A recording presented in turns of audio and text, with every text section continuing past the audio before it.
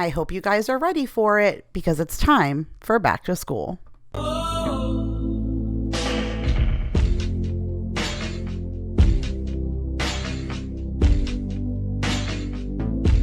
What is up, you guys? Welcome back to another video. My name is Kira. If you are new and this is the first time that you're stopping by, welcome. I am here today to share with you guys some meal prep. Now, this is back to school meal prep that I prepared before I left to go to Long Island. I knew once I came home, we were only a week out from school and I just didn't want to be super overwhelmed. So I made a bunch of stuff to make my life easier and just froze everything. I don't know about you guys, but my deep freezer is my best friend. Whenever I have time to prepare something that I know freezes and defrosts well, I go ahead and do that. So I have a bunch of stuff that I'm going to share with you today, and we're actually going to start off with my new obsession. And that obsession is this mini muffin pan. I got this right off of Amazon, so I'll link it down in my Amazon store if you guys want to go ahead and check it out. But my kids have been obsessed with those little mini muffin bites. I just bought them on a whim just for the kids to try them to see if they would like them, and they devoured them. They love them, but they love my muffins too. So I figured if I went ahead and got one of these pans, I could meal prep a bunch of muffins and then freeze and portion them just like I would in little packages like that you would buy at the store. And now I'll have snacks and breakfast moving forward. So this is my banana recipe. I shared an entire video for it, so I'm going to link it up above, and I'm going to put the entire recipe down in the description box for you. And I'll do as much as I can off of memory, but we're going to start off by putting 2 cups of flour and a tablespoon of baking soda in a bowl. We're going to push it off to the side, and then you do 1 cup of sugar. I think it's a half a cup of water, a 1/3 cup of oil, and 2 eggs.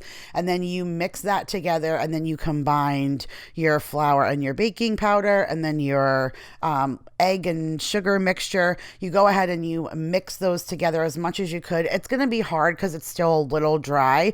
You need the moistness that's going to come from the bananas now. So you really only need 3 ripe bananas, but I had 4 and 2 of them were really rotten at the end. So I just cut those 2 pieces off and I used the 4 because it probably was 3 anyways. And then you're supposed to use 2 tablespoons of milk. We were actually out of milk, so I used some heavy cream and then a teaspoon of vanilla. Again, don't quote me on all of those measurements. That's off memory. I'm going to put the actual recipe for you in the description box. But then you're just going to go ahead and you're going to mix it all together. Again, it's a little tough to kind of work it all through. Eventually, it's going to be smooth and like silky. And then that's when you're going to go ahead and add in your chocolate chips. So I add in like a little less than half a cup each time. Like I'll add in a little, mix it and fold it in. And then I'll add in a little bit more and I'll mix and I'll fold it in. You can add nuts or eliminate all of that. I actually like both, but my kids aren't crazy about the nuts. And then I just use a little bit of my olive oil cooking spray and I sprayed the pan. Even though it's nonstick, I'm like weird about that. I want everything to come out really well. And then I just used an ice cream scooper, and there's not a whole lot of that baking soda in there, so it's not going to rise too much. So I pretty much filled them to the top, and then you could see they came out perfectly, literally perfectly. I did give each of the kids 1 of these and they just love them. And now they're so excited that I packaged them and I got them ready. My only thing now is I need to buy another one because a lot of these things make more than just 1 of the pan because it's a mini. So I need to have more than 1 so I don't have to do things in shifts. But I put the rest of the banana batter in there and stuffed it in the oven while the other ones were cooling. And then now we're going to set up our like sausage and bacon because we need this for a bunch of recipes. So this is the Mrs. Jones fully cooked chicken sausage.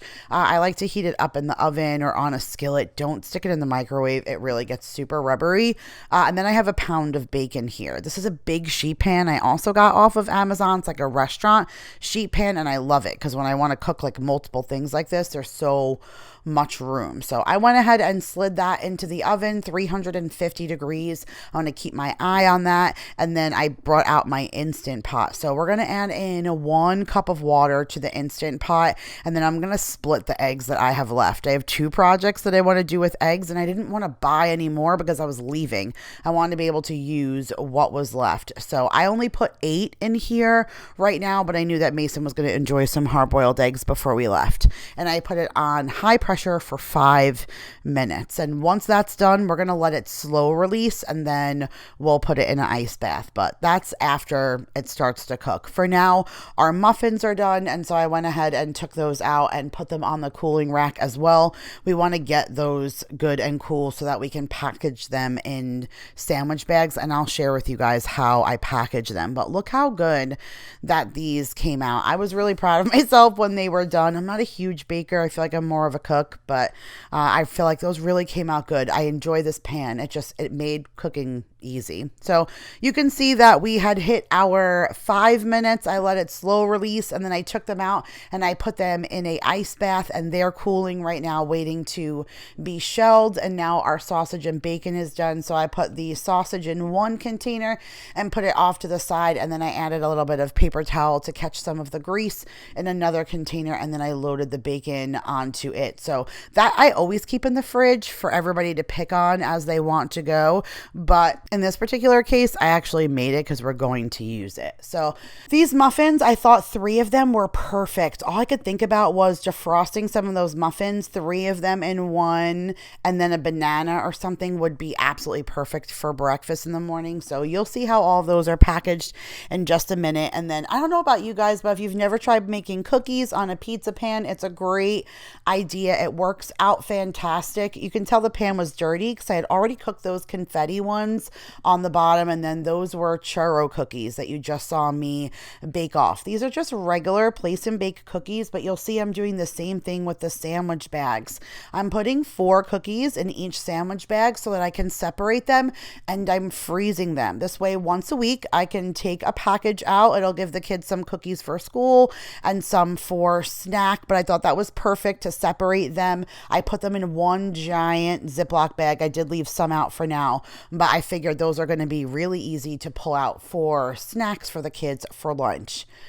All right, so now we're going to go ahead and we're going to assemble some egg sandwiches on croissants that I get from Costco. I absolutely love that, and the kids love breakfast sandwiches in the morning. And one way that I love to do eggs for this particular situation is I took the rest of the eggs that I had, which I think was like another 8 of them, and a little bit of heavy cream. I fluffed them as much as I could. I put a little bit of bacon grease that I always have in my fridge on the bottom, plus that's the pan that we cooked the sausage and bacon in, and I put the eggs in there, and I just baked it in the oven at 325 for like 15 minutes. You just watch it till you know it's fully cooked. And then, as you saw, I just used a knife. I went ahead and cut it. And now I have these pieces that I can maneuver that's easier than like loose scrambled eggs. It's almost like having a patty of sausage. You know, that's a lot easier. I'm using sausage links here, and it's kind of a pain in the butt. I wish that I had, you know, patties. They're easier for sandwiches. So I have wax paper that Daryl and I have had since forever when we used to run Stonies. I feel like we're going to have these wax paper sheets for a million years, but they do sell them on Amazon. I have them linked in my store down below. And I just went ahead and took a croissant. I cut them 3/4 of the way through and then put one on a sheet of wax paper waiting for me to be ready. And once everything was assembled, I had that bacon and that sausage that we already cooked off. And so I put a half a slice of cheese, one of these wedges of scrambled eggs, and then some bacon, or in this case, I did a half a slice of cheese, a wedge of those eggs, and then 2 of those Mrs. Jones sausages cut in half. And then once I'm all done assembling them, I just do the same thing. I label the gallon size sandwich bag. I shove these all in there, and then I freeze them. And that gave me a half a dozen egg sandwiches for breakfast. I did have a little bit more eggs left, which I saved. You'll see at the end when you see everything that I have left. I saved a little bit of scrambled eggs, which my kids just ate on throughout the week. So that was perfect as well. All right, we're going to make some tuna. And if you're not new here, then this is not your first rodeo with us when it comes to tuna. But if this is a first first meal prep for you, there's a little secret ingredient in there. On that cutting board is a half of a green apple, Granny Smith green apple diced up, and then 2 to 3 stalks, depending, of celery diced. We have 2 cans of albacore white tuna and then some mayo. So the little secret in this is that apple. It adds like a crisp, but the tartness and the sweetness is amazing, and it's a perfect balance for tuna salad. So I'm using my little Kitchen Mama can opener. That's linked in my Amazon store as well. They sent that to me a long time ago, but I absolutely love it. I opened up my tuna, I drained them, and then one of the things my husband loves is when I really mash the tuna, like as much as I possibly can. It's what makes it really close to like the tuna salad that you would get inside of a store. And then I put our apple and our celery in there. Oh, I can't even talk. Our apple and celery in there and mix that up. And then I put in probably about 3/4 cup of mayo is what I would use for 2 cans of tuna. And I went ahead and mixed that through. I personally like my tuna really wet, especially if you're going to put it in the fridge and let it sit. If you're going to make it that day, you can go a little lighter, but if you're going to let it sit and then you're going to put it on bread, I like to do it a little heavier on the mayo because it will dry up and absorb over time. No salt in any of my recipes with mayo because I feel like mayo is salty, but I did add in some pepper, mixed everything through, and then put it inside of a Tupperware for everybody to eat on it for the week. I left that for Paul and Daryl to have sandwiches because me and the kids were leaving. So that was just a little munchie for them to have. Not going to lie, there was still a tiny bit of it left in the container that I found when I got home, which was fantastic. Boys will be boys. All right, so now I'm back to my favorite pan right now. After the muffins and then the cookies, all I could think to myself was, okay, I need a few more like snack desserts. What can I do? And then I thought to myself, okay, we're going to do brownies. So I had a big box of brownie mix that I got from Sam's like forever ago. And I said, I'm going to make brownie mix and I'm going to make these in this little tray. And I was determined to make little mini brownie bites. And that's what happened. So I just went ahead and literally followed the directions on the box of how to make the brownie mix. So putting the powder in, adding eggs and oil and water, and then mixing it until it was like nice and creamy. While I was stirring, I did realize that it wasn't like as thick or as like thin as I really wanted it to be, not too thick. When you're making brownies, I guess it wouldn't be so bad if you're doing it in a big pan. But when I started mixing it through, I realized it really wasn't going to be pourable like I wanted it to be for the mini muffins. So I went back and added a little bit more water than the actual box directions called for because I just didn't want it to be super, super thick since we were doing like a bunch of them. I wanted to be able to glide off the ice cream scoop and it worked out perfect. So again, I just used the scooper and went along and filled my muffin pan. I did use the olive oil spray as you can see, and I did spray again, and I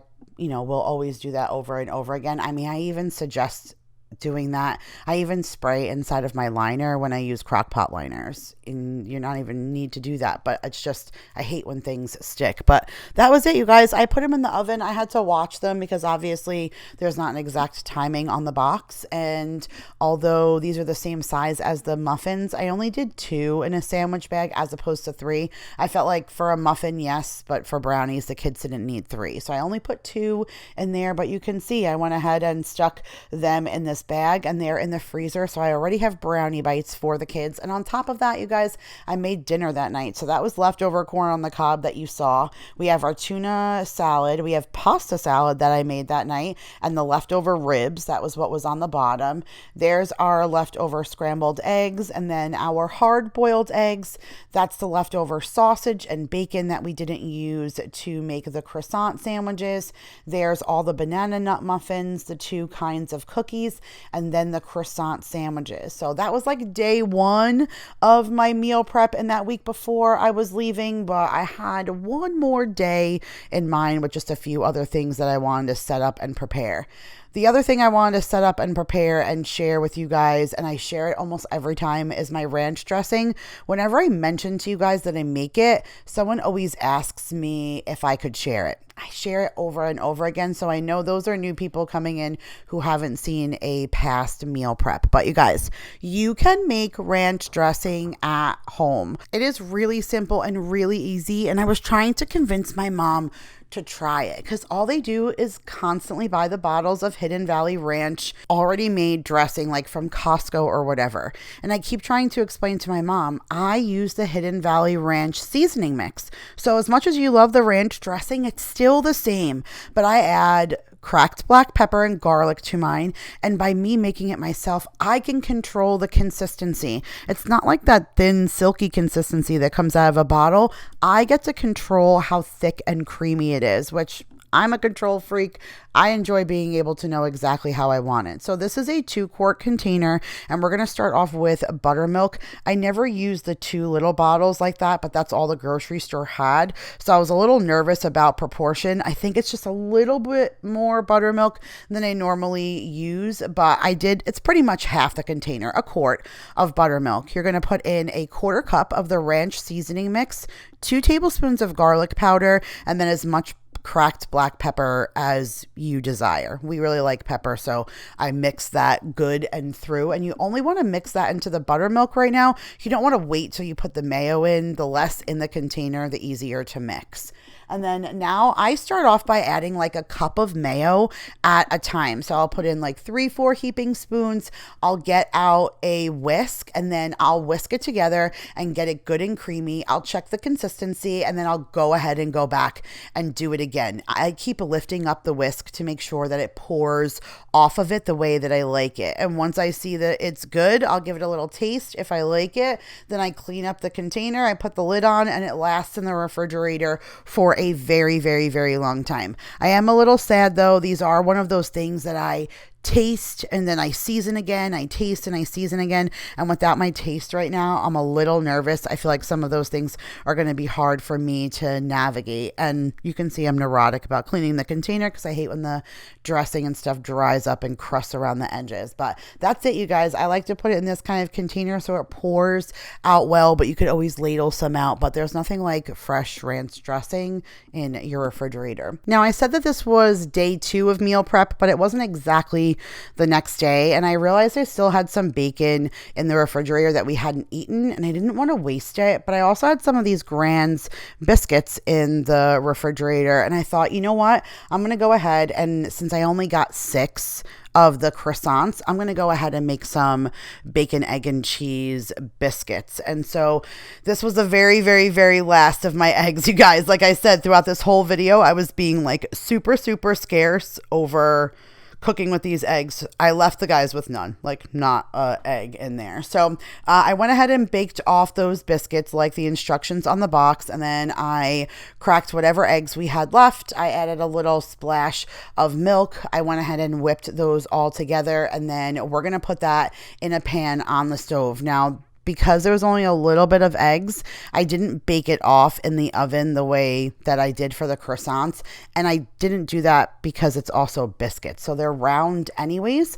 I've done it where I've done the sheet pan and then I use the top of a glass to like push it into the eggs like a cookie cutter and make that the exact size of eggs for the biscuit. But I didn't do that this particular time.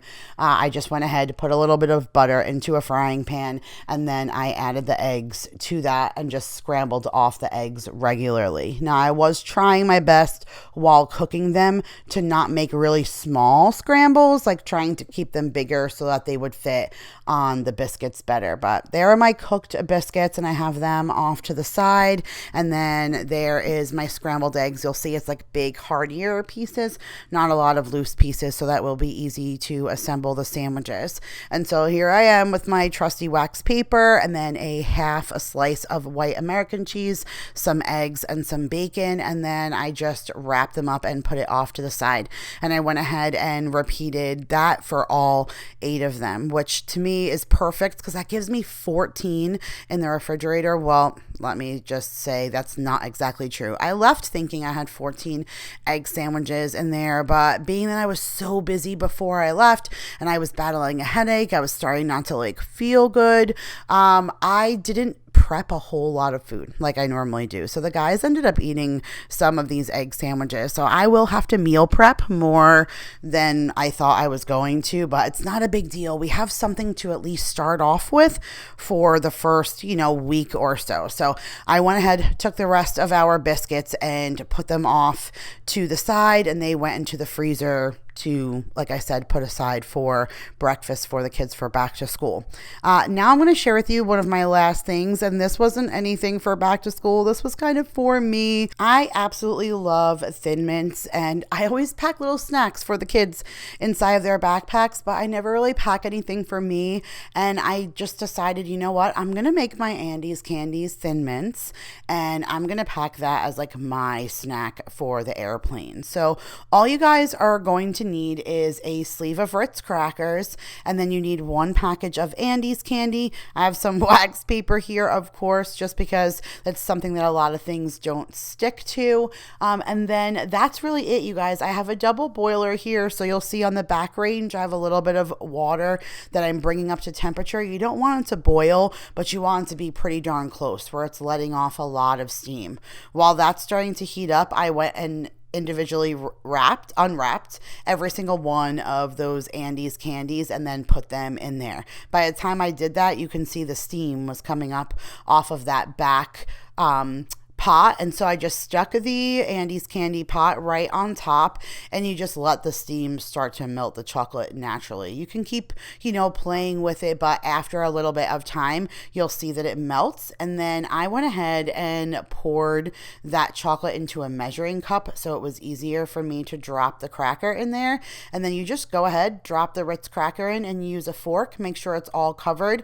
I shake it off, and then I put it on that wax paper, and that's really it. Once we're all done covering all of the crackers, then I stick them in the fridge, and once they get hard, then they're good to go. You can keep them in the fridge all the time, but I have a house that's temperature controlled, so I don't really need to. Once they're like cooled enough, I can put them in a sandwich bag and put them in the regular pantry, and they will still hold. My mom would never be able to do that. Something like this would have to stay in the refrigerator, but I love these better than Thin Mints, you guys. I can't really explain it, but a nice quality Ritz cracker with quality Andes candies chocolate, it's just so good. It's like light and airy and not as heavy as a cookie. I can't really explain it. Like, I could eat a bunch of these, but I couldn't eat a bunch of the Andes, the Thin Mint cookies. Like, obviously you don't want to eat a ton, but you know what I'm saying? Like, these are just so light and airy, and I suggest that if you can't get Thin Mint cookies, this is a great way to make something. You can even make it for Christmas time. I've done that too, sticking with the mint, and it's something homemade. But all right, you guys, that was it for what I prepared before I left, and I wish I could have shared this with you guys earlier. I'm not sure when your kiddos are going back to school. Comment down below and let me know. Hopefully I caught you in time. I know that some districts by me have already started already, and some don't start for weeks. So hopefully I caught you in time so you can go ahead and prep for yourself for back to school, or maybe it's not even for back to school. You just want to meal prep, and I rally for you guys completely because meal prep is always key for me. But thank you guys so much for watching. I hope you guys enjoyed, and if you did, make sure to give this video a huge thumbs up. Subscribe if you are new, and I will see you guys in the next one. Bye, you guys.